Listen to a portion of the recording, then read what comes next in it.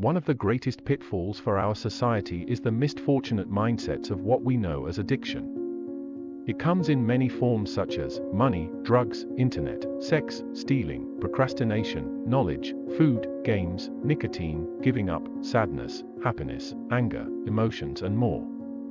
Anything that you desire to the point that you cannot seem to live without it is an addiction.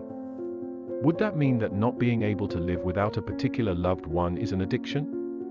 Perhaps it could be.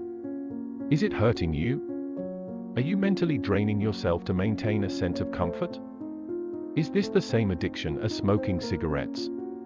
Coming back to a situation that is destroying you almost as if you have no choice is addiction. If you are consciously or subconsciously reluctant to embark upon the journey through the rabbit hole yet you do, is addiction. Unable to resist the urge of impulse for a greater cause is addiction. The cause of an addiction no longer becomes the point, and just as we are naturally aware of right and wrong, we are aware of our addictions. We can hear a voice inside of us that says stop what we're doing before we even start. This voice is not just you. This voice is the entire universe, as well as whatever you deem to hold closest to you, and as well as yourself. And what would come from a life that was one without any form of addiction or of anything that would waste even a moment of our time just to fulfill an emotional want? Fundamentally, why do we push ourselves so far and so hard in the wrong direction? It would seem simpler to have done the opposite. With this being a reality, the powers of change seem that they are not in the hands of the masses that are consumed by addiction. In the long run, we have turned against ourselves as a species, subconsciously. We could have began our existence as a society completely differently.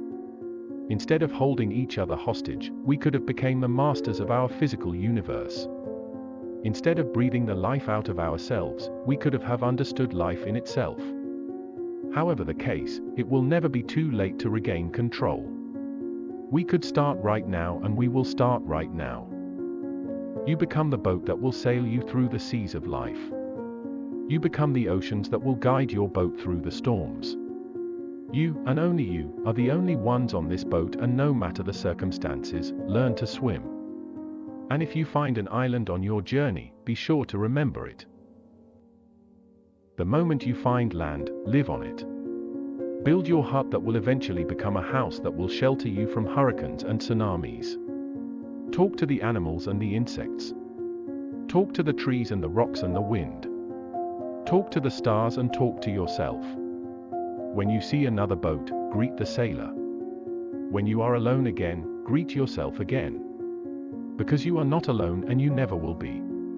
You will always have your individual self, and there will always be another individual out there such as yourself. Do your best to take care of both sides. And while you're sailing through the seas, don't forget to take time to close your eyes. Because sometimes it is helpful to learn to see in the dark.